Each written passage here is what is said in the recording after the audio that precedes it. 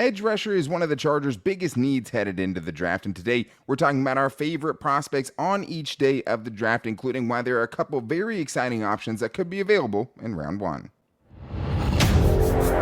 You are Locked On Chargers, your daily podcast on the Los Angeles Chargers, part of the Locked On Podcast Network, your team every day.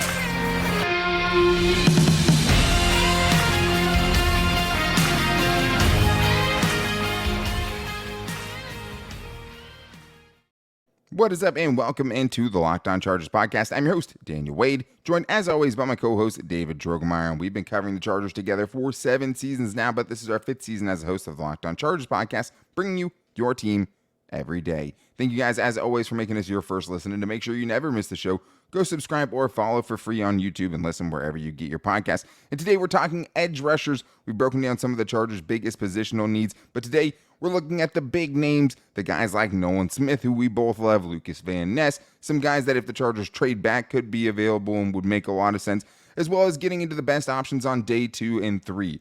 Very viable options on day 2, kind of like with the wide receivers. And on day 3, we're looking more for traits, guys who can do something well.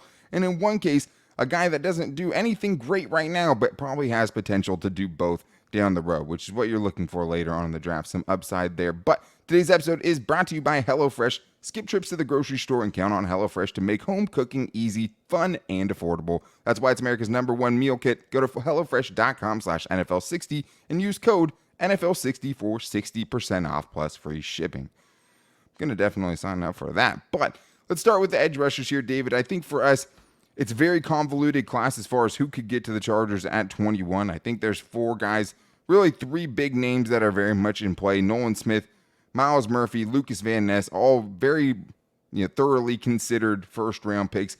But guys like Will Anderson and Tyree Wilson are not dropping to the Chargers at 21. But when you're looking at who could potentially be available, David, I think there's one name that sticks out to both of us. Absolutely. No question about it. I think the top guy in our mind here is Nolan Smith, the edge rusher out of Georgia.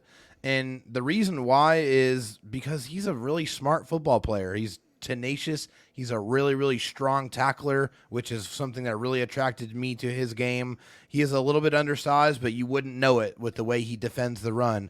He is tenacious. He understands. He's very smart out there. He gets off blocks. He's able to stun pullers who are trying to get in his way, get him out of the way. And he really flashed a good hand swipe and a dip and rip move. So just a lot of pass rush moves that he puts together and a really solid advanced game against the run is a lot of the reasons why I'm very high and excited about Nolan Smith.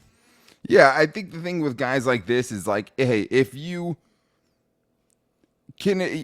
very undersized, I'll give you a chance, but the floor has to be you have to show me something in the running game, right? Absolutely, and that was, yes. I think, the biggest surprise for me when I turned on Nolan Smith was just like, not only can he hold his own, like the dude is an exceptional run defender. So like I think when you add that to just the natural kind of explosiveness and bend that he has, the ability to kind of get around the edge and the athleticism and things like that he shows, that shows you, hey, okay, there's a lot to be tapped into as a pass rusher, but at least he comes in with the floor of very physical, good run defender, good tackle radius, very, very good football IQ, something that Brandon Staley has really valued from the Georgia players over his time, short time now as Chargers head coach.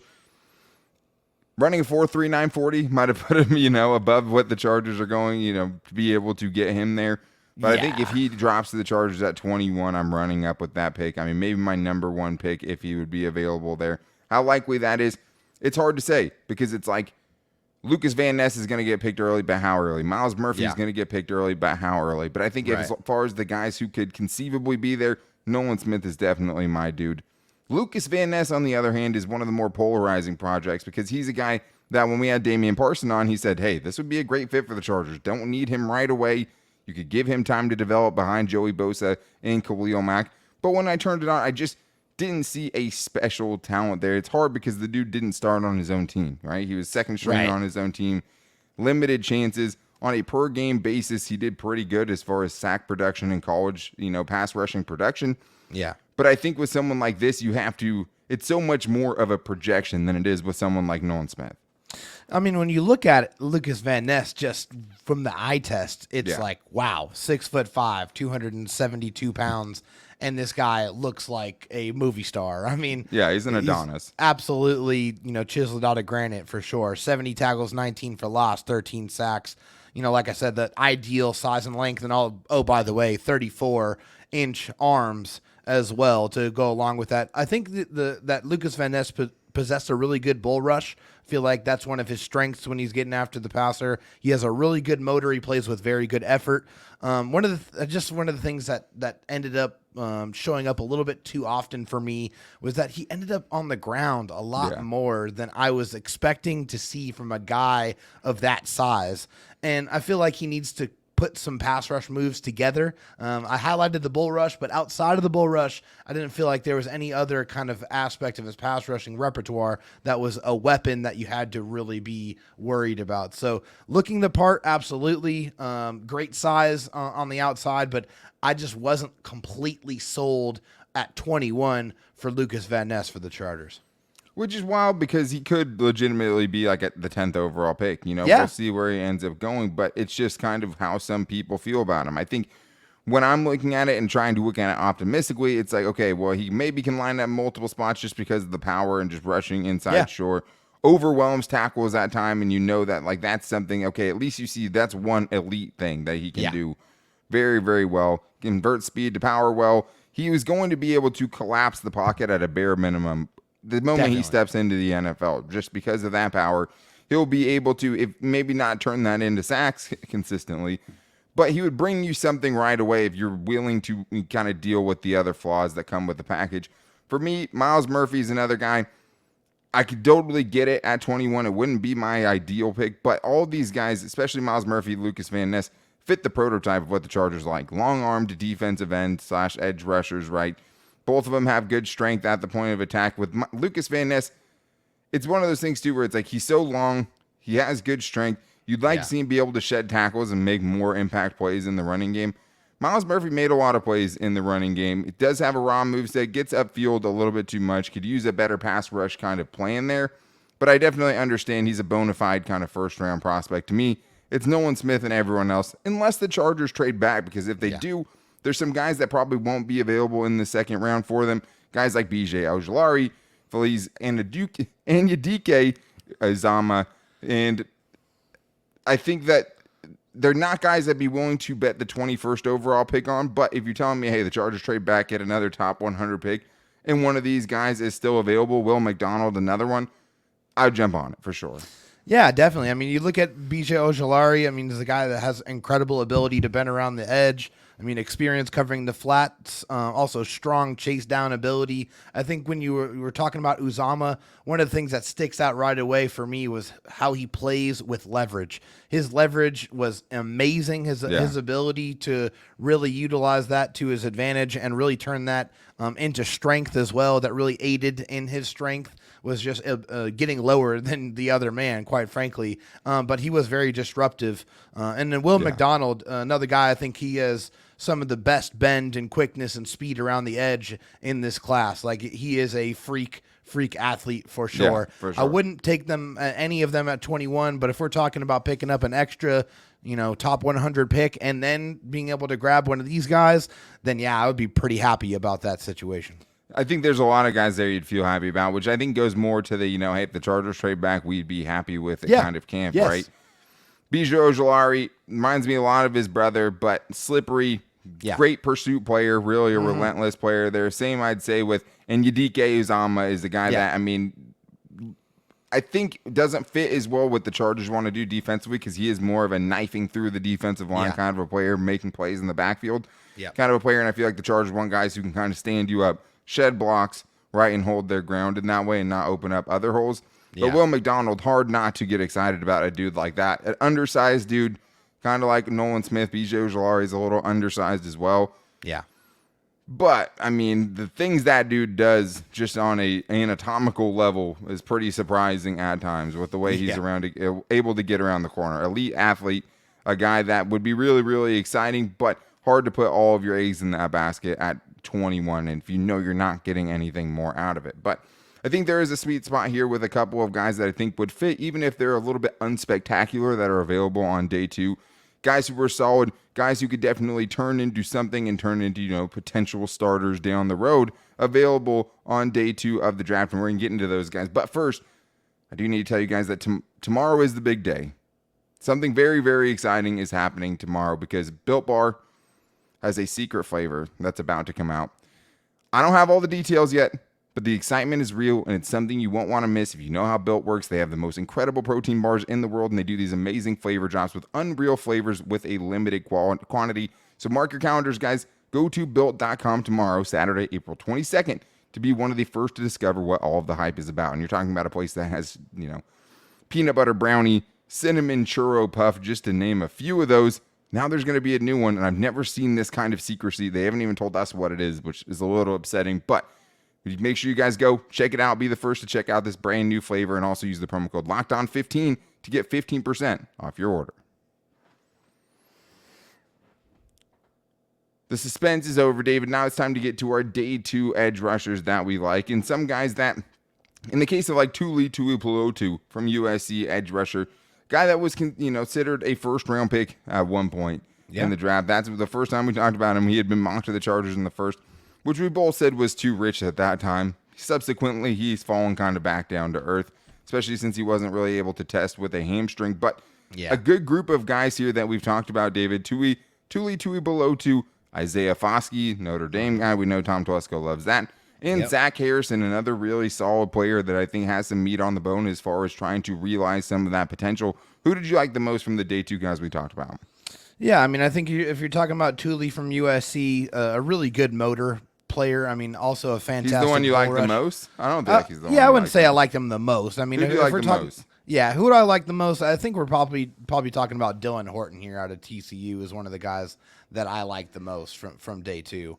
So yeah, he's probably a borderline day 2 guy too, right? Probably 3rd or 4th round potentially, but I like this game. I mean, 6'4", 257 pounds, 33 and an 1/8 inch arm. So he's got that size and length that you're looking for. He led the Big 12 with 12 sacks. He was the only player in the Big 12 to have double-digit sacks in that season.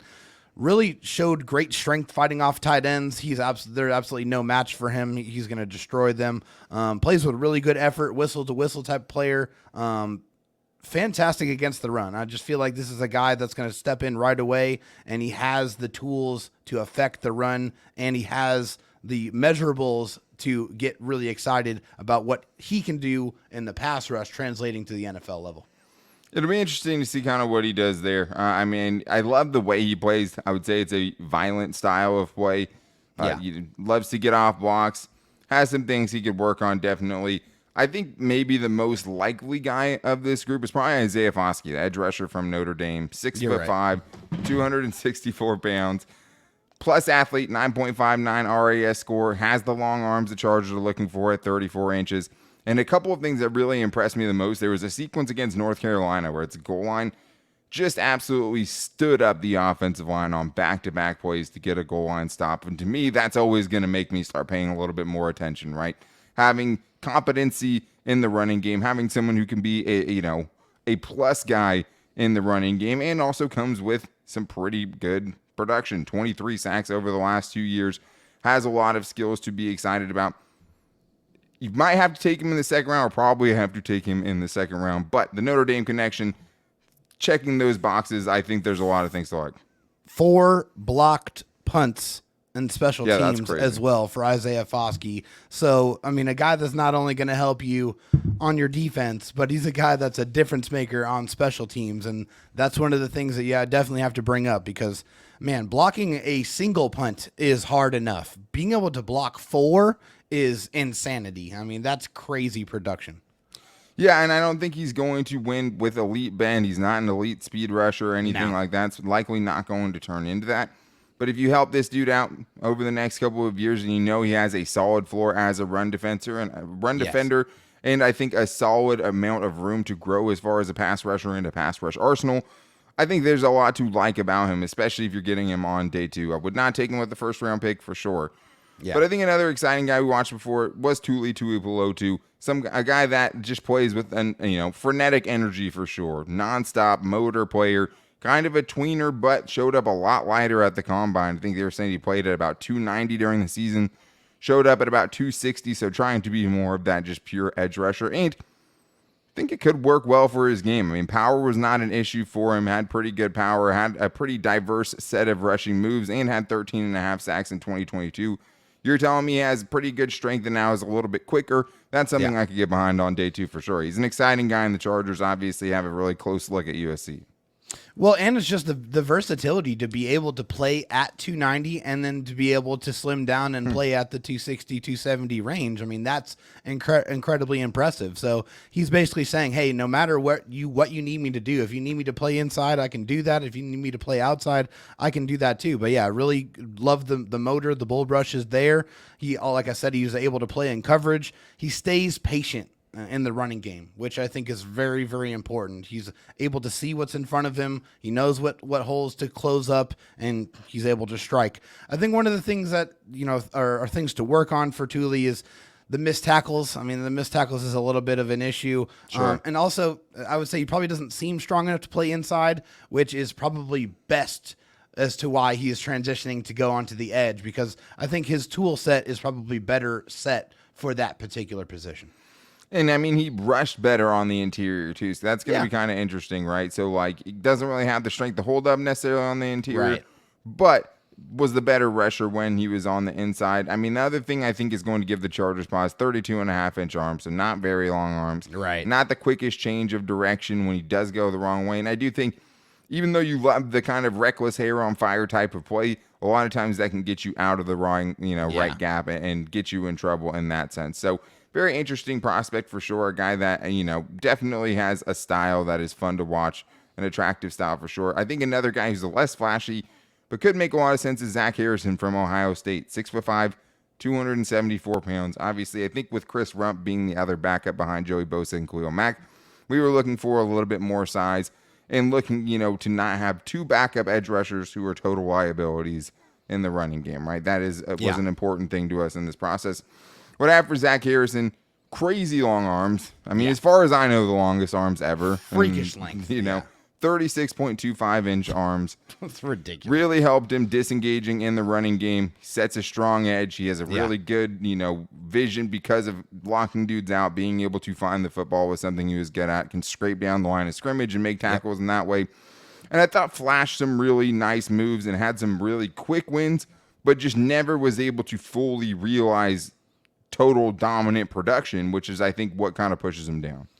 It does for sure. But I mean, Zach Harrison is, like I said before on previous shows, just the guy that is going to show up to work with his lunch pail and he's going to get his job done. I mean, he's a very solid edge player, a guy that you can trust to set the edge, a guy that's already ready to kind of take his job seriously against the run. Also 3 forced fumbles, so he attacks the football as well. He doesn't just go for the sack numbers. He's trying to get the football out of the ball carrier's hands, which is very impressive. And multiple pass defense. So just because he's not getting to the quarterback doesn't mean he's not affecting the play. He's still able to get those big paws up there and slap the ball down, which, I mean, I don't think there's another thing besides getting sacked that's more frustrating to a quarterback than getting their pass batted down. I know that's incredibly frustrating, and Zach Harrison is a guy that is known to do that in his career. Yeah, I know you had just used him for one of your mock drafts. We also just had the Locked On Mock Draft Network just came out with our entire mock draft. I think you guys would like who we ended up getting there. But Locked On's NFL Mock Draft Specialist here. It's bigger than ever. Follow along with all 32 teams and all of the different experts chiming in on all of the different picks on a 6-episode ultimate mock draft experience available on Locked On NFL Draft or on YouTube and wherever you get your podcast from. That was exciting to do. Very interesting. I think our pick was pretty well received in that room. We could go a different way with our final mock draft next week, but I think, even if it's not the flashiest guys, even if it's not, guys who can come up with 10 sack seasons potentially for the Chargers, if they need a solid, dependable guy on, in round 2 that could be willing, ready to contribute on, 4 or 5 games have to start in 2023, I think there's guys who can get that done here. So I like the guys that are available. There's a couple more guys that are kind of in between guys that'll be unsure kind of where they go and could make a lot of sense for the Chargers too. But in the next segment, we're getting into day 3 guys. And it's hard for me because I'm looking at day 3 guys. I'm like, okay, well, he does that so bad. How could I use this guy? So it's hard because you're looking for all-around players, and it's just harder to find the later on you get in the draft. But I think we found some guys with some traits where, hey, if they can come in, be role players, there's ways that could help this defense. We're going to talk about those guys coming up right after this. Day 3 is a day I'm hoping the Chargers don't wait until to get an edge rusher in this upcoming draft with the guys that we watched today. But I think there are some guys that you can get excited about, especially for certain parts of their game. And I know one of the things important to you was being able to stop the run. And if you can get a guy later on in the draft that comes in with a floor of, hey, he can help you in the running game. And if you need that guy to be out on the field in certain situations, he can be out there and not be a total liability if he is pressed into action. Who did you find on day 3 that you think kind of fill that role?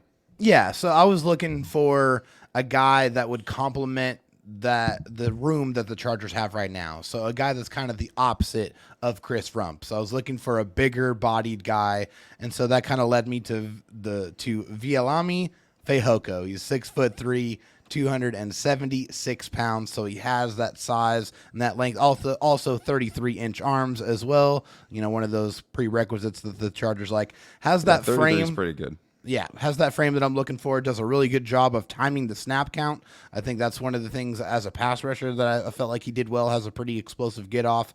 He's able to rip blockers away from him. He gets his hands up in the throwing lanes. Also, his stats got better every single year that he was in college. And that culminated with his last year having 69 tackles, 19 tackles for loss, 9 sacks, and 2 forced fumbles. So really, really strong production as a pass rusher, even though it doesn't seem like it's going to directly translate to the next level. The run-stopping ability, I think, definitely will. Yeah, he's pretty crafty, and I think that's, would have to be his game because he's a below subpar level athlete, at least by NFL standards, and I think at least the standards set by the rest of this class. So even if he has a 5.35 RAS, and that's above average since 1987, the game has changed. You're not seeing many dudes coming out with that. Really poor explosive grades. Shuttle grade was really bad too, but it's hard not to like his game. Another guy, frenetic energy, always keeps his hand moving. Yeah. Good motor, has a nice repertoire. I think sometimes he just gets caught in the wash too much and a little bit too much time just being stuck on dudes when he does kind of get overwhelmed or guys do latch onto him. Yeah. But 47 career tackles for loss. I mean, the backfield production speaks for itself there, and I think you could see him. Maybe this isn't a guy that can be a starter for you down the road, a consistent, above average starter for you, but can he be a nice depth player? Can he be used in certain situations? I mean, there's a lot to like there. I mean, we also don't know if he's related to Braden Fehoko. Yeah. We tried to figure it out.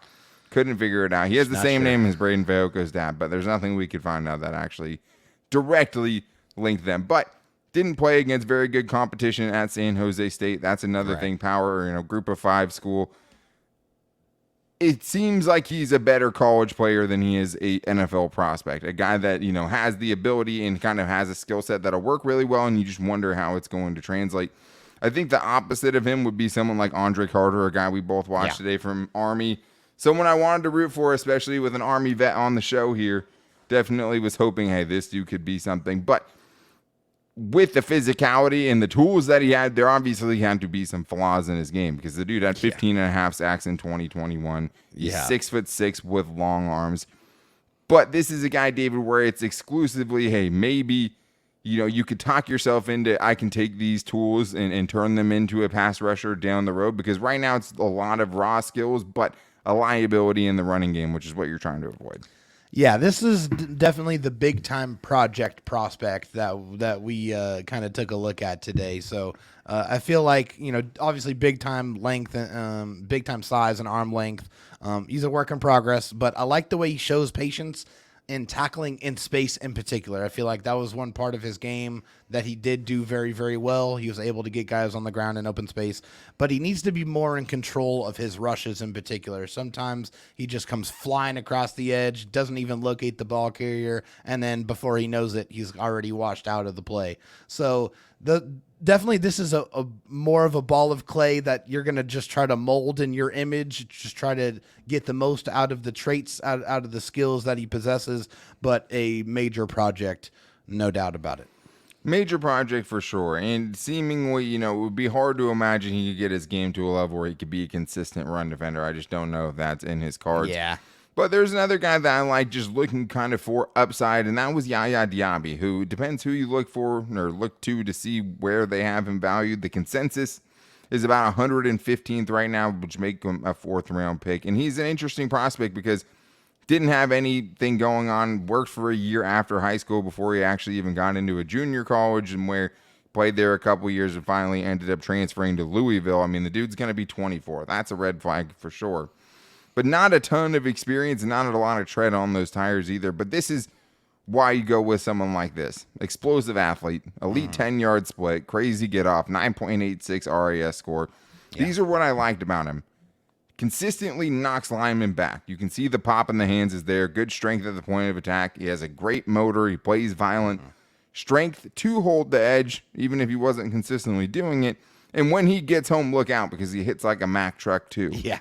The problem is like he did a lot of things really well. It's kind of like when somebody, crosses somebody over and then blows the layup, right? It just like makes some ridiculous move. And then you mess up kind of the easiest part. That's kind of what I see with YaYa Diaby because there's so many things you could like from an athleticism standpoint to just watching him on the field and just kind of the play style that he has. But there's a lot of things that need to be tweaked if he could potentially end up being something more down the road. Yeah, technique is definitely something that I feel like is going to greatly aid him at the next level if they're able to kind of hone that in with him. Like the athleticism is off the charts, and like there's flashes of brilliance. Like you see it shows up. Yeah, you see it. I mean, you see him blow past a tight end, or excuse me, blow past a left tackle. Use a long arm to be able to create separation to get around the corner. But I feel like he was at his best when he was like rushing on the inside and he was really going up against guards. Like I think that's when he was really finding a lot of that production and that ability to penetrate. Like I feel like that's where he was at his best. He's definitely a disruptor. He's a hard guy to totally square up, and you saw that on his tape just because he's so good at kind of bursting through the seam. When he's out in space, I think when you need kind of more technique to set more things up, that's where the pass rush kind of, finesse and technique and the different kind of moves that has to come. But I think he, out of all these guys, has the best chance of a day 3 guy to go and be a starter. Yeah. Because you see the traits are all there. He has the potential to be more than just a role player, which is what we were kind of looking for with some of these guys. You watch Mike Morris from Michigan to another guy, maybe he's like can turn into a role player or something like that. Yeah. But with YaYa Diaby, 263, has decent size. He has the almost 34-inch arms. We know the Chargers like the long arms. Extremely raw as a pass rusher. I think won a lot because of his athleticism and motor more than anything else, just depending on wherever he was, right? Definitely some cleanup sacks on that trade, but only had one elite year of production. I think he had 1 sack in 2021, then followed it up with a 9-sack season in 2022. It needs to be better as far as discipline in the running game and search for the ball better, but it feels like this dude's pretty close to unlocking a lot more in his game, and I think that's what excites you about, a high upside pick, but probably comes with more of a bust potential because there's not as, if you can't clean it up, there's certain things that are just going to get exposed at the NFL level. If you can't clean it up, that's something like, something that you feel like could turn into a meaningful part of your defense down the road. I know you did talk about Mike Morris, though, or get to watch Mike Morris, and he's someone you like. I didn't really see it as much, but what did you think? Yeah, I mean, I think Mike Morris is definitely, coming in to play a very specific role. I mean, he's not going to add too much as a pass rusher just because I feel like despite his size at 6'5", 275 with the 33.5-inch arms, he doesn't really finish his bull rushes like to where he finishes with violence. And I feel like that's probably what's missing a little bit. But he definitely showed an ability to shed blocks on the edge and make tackles on the edge. Has a very good swim and rip move. Just didn't see it quite enough. Good sack production, despite, everything I've said there. And has some versatility to rush inside or outside. But I think he's coming in, and he's a guy that's going to be coming in on those obvious running downs where you need somebody to secure the edge, be really tough out there, and be able to shed blocks and bring ball carriers down. Yeah, and I think the thing with him that bothered me the most is just too many times he was content at kind of being where he was at. He wasn't, didn't seem like he really had that killer instinct, that you want to see. Like I think some other guys do. And another guy where, he only had half a sack going into 2022. Right. Had 7.5, but it wasn't like he consistently produced sack numbers throughout college. He's kind of a one-year wonder. But when you have, you're behind guys like Aiden Hutchinson and, David Ajabo and the other litany of guys that they've had coming out of there, it makes a lot of sense. To me, I think the hard thing is he looks the part so much, and I was expecting a lot when I saw him, but there's a reason why he's Dane Brugler's 25th ranked edge rusher. There's obvious flaws in his game. And even though I think one-on-one he's good in, run defense situations, double teams can move him out of the way and didn't have to take much. And double teams are going to move most defensive ends out of the way. But I don't think he's an elite edge. He's not an elite run stopper specialist, I think, right out of the gate. And I think it's something where you see the tools there more than you do potentially as a pass rusher and just the skills. Also, I'm a sucker for RAS, and he had really, really bad RAS scores. Very bad explosiveness grades. I think he was 30th percentile or less in broad jump, vertical jump, short shuttle, 3-cone drill. So all the change of direction.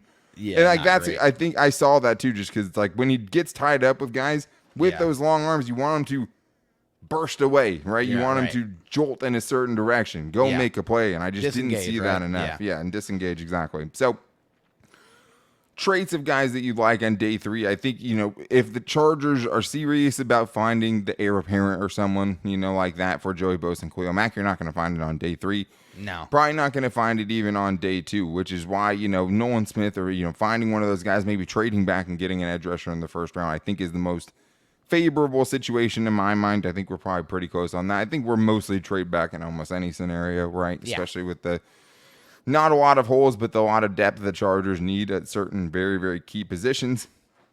A lot of guys to like in this class. I understand why people think it's a good edge rusher class. I think especially at the top, probably the top 50 picks, 6, 7, 8 guys I'd be good with the Chargers adding there, including the guys, like Will Anderson and Tyree Wilson that they're not going to get, but 8 dudes in the top 50. The problem is the Chargers only have one top 50 pick. Right. So where is that pick going to come from? After that, you're getting guys that, lower ceilings, I think, to say the least. But thank you guys, as always, for checking it out today. And really, we appreciate you guys checking out these shows more than others because we do put a lot of time into watching film and stuff on these guys. And we don't talk about guys unless we get to actually watch them ourselves. And that's something, we put a lot of importance on. We want to watch these guys to be able to talk about them intelligently. And I think, with what the Chargers need, there's some guys that absolutely check their boxes. So it's hard to imagine they don't come away with this, especially with the edge rusher being 3 deep right now with Chris Rump as that third guy. And it could be a good one to do it. I hope they come away with one of these exciting guys at the top of the draft that, we could see potentially bloom into something and give them some more flexibility when they have 2 edge rushers next year making $35+ million. But thank you guys for checking out the show today. This is all just the precursor for the final ideal 7-round mock draft that is starting Monday, a 2-day event where we're going to give you exactly who we want to see, the perfect scenario for the Chargers, and if things fell the right way, who we would love for them to get on Monday and Tuesday. So make sure you guys are back for that, and to make sure you don't miss it, subscribe or follow for free on YouTube and listen wherever you get your podcast from. You can find us basically anywhere.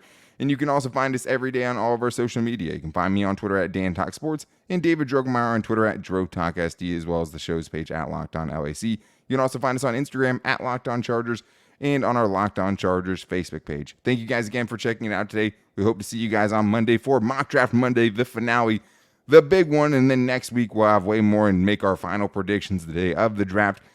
It's a very, very exciting time. It's almost draft time here, guys, and we'll kind of see how the Chargers fill out the rest of this roster. But until then, take it easy and go Bolts.